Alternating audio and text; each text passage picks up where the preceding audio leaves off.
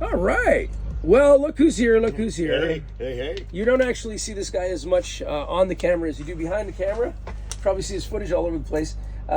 Chris Dacey, good to see you, man. Yeah. Nice to see you, brother. You're something else. Yeah. It's You're something else. interesting running into you here, and it's been a good time. This event has been incredible. I am blown away by the, I don't know, just the mix. Yeah. Like, and the lack of judgment and the solution orientation of the whole thing. Yeah, it's definitely different than anything I've ever been to, and it's a religious event kind of, and a kind of a freedom event, but it's a lot more. The group of people here is incredible as speakers and everything, but also like the crowds, like everything about it is good. I'm absolutely blown away by the calm spirit that's being exhibited and the amount of people that came out and like that I haven't seen before. Arthur, I mean, for instance. I met Arthur yesterday, and we spent some time talking, and I spent some time with now his son today. Yeah. And I mean that's been incredible, and the amount of people like that pop by the bus that to say hi and. I was running. Yeah, it's been something else. So, give me a little bit on you, man. I want to hear about your what got you into media, and what do you think media is, and how do you think media should be done? Give me some of that. Okay, I mean, as far as like media and taking pictures, stuff like I've always been interested in that stuff. Like my whole life, I've taken pictures, way back to like with film. Yeah. So a long time. As cameras got better and shit, I just kept doing that. But wasn't specifically focused on any topic. No, it was just like I always just kind of like took pictures and documented the world around me. Like if I saw something cool, I took pictures of it for whatever reason. I don't know why I did that. But I've done that forever. Yeah. Like as long as this technology's existed. No way. Yeah, and like cool. I mean, far before anyone was watching or cared what I was doing, like I'd go out and film stuff, and I didn't really talk as much. But why? Like what was it about photography that turned your crank? What was it? I honestly don't know. What drew me really? to it? Like it's one of those things. Have you ever just been like drawn to it? You're just drawn to it. It's naturally drawn to it. I was like that with aviation. Okay. Like I loved aviation. I got my glider pilot license when I was 16 through Air Cadets. Damn. So like that was like huge focus for me. And when I really got back into photography was taking pictures of planes. Wow. My dad gave me a DSLR and a telephoto lens, and he had upgraded. And at the time, a buddy of mine just happened to be flying Snowbird number 7. Yeah, it was pretty cool. So we got to go out, and brought us outside the jet. No way. Yeah, I got some cool access, and so I started taking pictures of jets, and me and my dad go around and do that. So that's what really got me back into it. It's interesting. You mentioned that, and being part of the media, one of the coolest things I think is the access. Yeah. If you think about it. Yeah. I have to say, man, because you literally get to meet some of the most interesting people doing the most interesting things. Yeah, well, and I'm really, really starting to it's kind of blowing my mind actually. At the start, after the convoy and that, I was just like some random guy, right?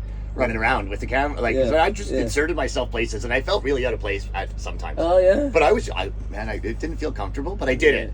And there was times where nobody else was, so I'd crawl my way through, and I'd be right down there, or on the at the memorial. I was running up during Rolling Thunder. Man, there was some places that it was a bit weird. So you've been involved in a lot of it's very difficult in a short period of time to be able to sum up the amount of activity you've been involved in since about 2020 Dude, or just 2020. the question is over my mind goes.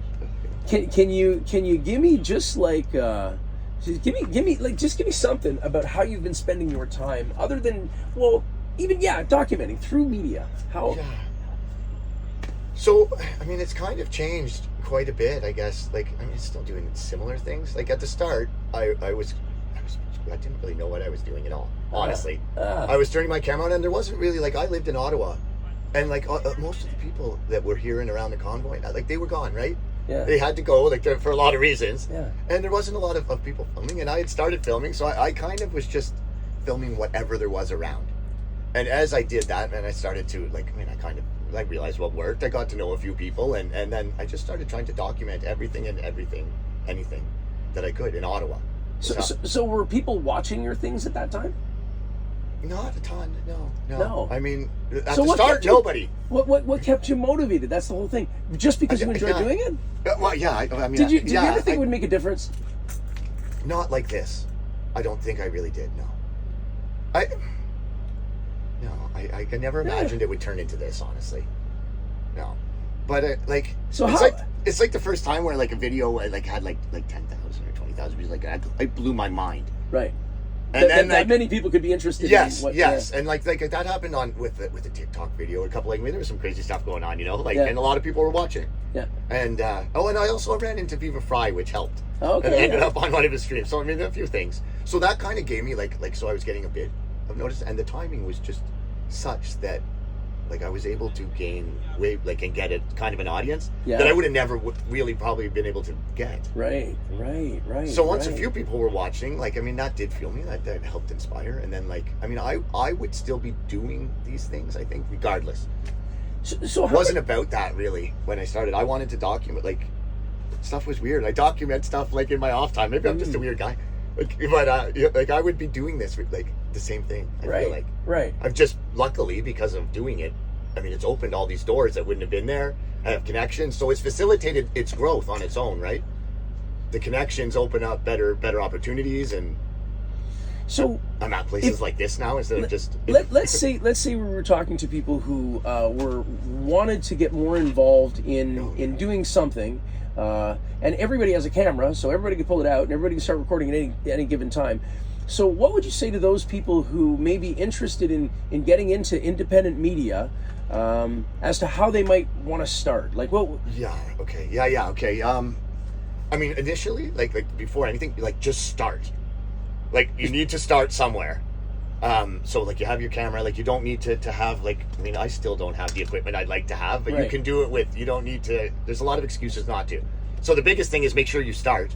I would definitely not do it the way I did. Like, if you have an idea of what you're interested in, or the type of thing you want to do, having a bit of a plan and focus would definitely help. For sure. I mean, I've kind of just learned along the way, and I do not recommend doing that for people. But you know, you got to be willing to spend the time and go out and put yourself places. Yeah. So if that's something that you're interested to, and I mean, depending what you choose to do, like, I mean, I put myself in some pretty sometimes it's nice and calm and chill like this, and other times it's Toronto police horses, right? So, you know, like, you got to be ready for what you're going to do, but you got to just get out there and then start filming. So just something that's of interest to the individual who's filming. I guess, well, I mean, for me, at least personally, like, I think it was the fact that I'm passionate and involved in it. For me, that worked. I mean, but I'm not, you know, I'm not pretending. I'm not a document out there, like, silently making documentaries. Right. I kind of have a way about things. Okay. And I mean, it works for me. I don't know if everybody would want to use that approach necessarily. Okay, but that's an interesting. But I think it takes, like, a type like me, but there's also definitely a place for someone that's a lot more subdued and can just maybe document what's going on. Okay, so how then does somebody find their authentic self in this process? Clearly, you're doing you, right? Yeah. And you happen to be bringing a camera along for the ride. How do people get to be their authentic self? How do they find that? Like, does it require an energetic personality to be able to do this, or? I don't think so. I mean, there's lots of times where my energy is like, it's maybe a detriment. I get pretty excited because you got so much. Yeah, exactly. There's times where you need to be calm. A lot of times, you know. So, as far as, like, your authentic self, I find for me, like this is a very, if you're someone that actually, you know, like, thinks inwardly and analyzes, like, it's very self-correcting, a lot of this stuff. Everything I've done is pretty out there, man. And like I don't dwell on it and watch my videos over and over, but I watch them. And, like, you know, sometimes I see them and I'm like, ooh, you know, like, I haven't done anything terrible, but don't even, man. But you know the don't feeling, even, right? man. I went to dinner last night with you, your 40th birthday, and you reminded me of a massive faux pas that I personally committed in Ottawa by doing something dumb and just totally unconscious, and it hurts. But thank God I'm in the presence of people that allow me to feel that hurt and don't judge me for that and allow me to sit in my shame and wallow in it for moments until I snap out of it again. But yeah, just even talking about it makes me a little like, ooh, you know. I think of the different things I've done, and I mean, that's the difference. You care.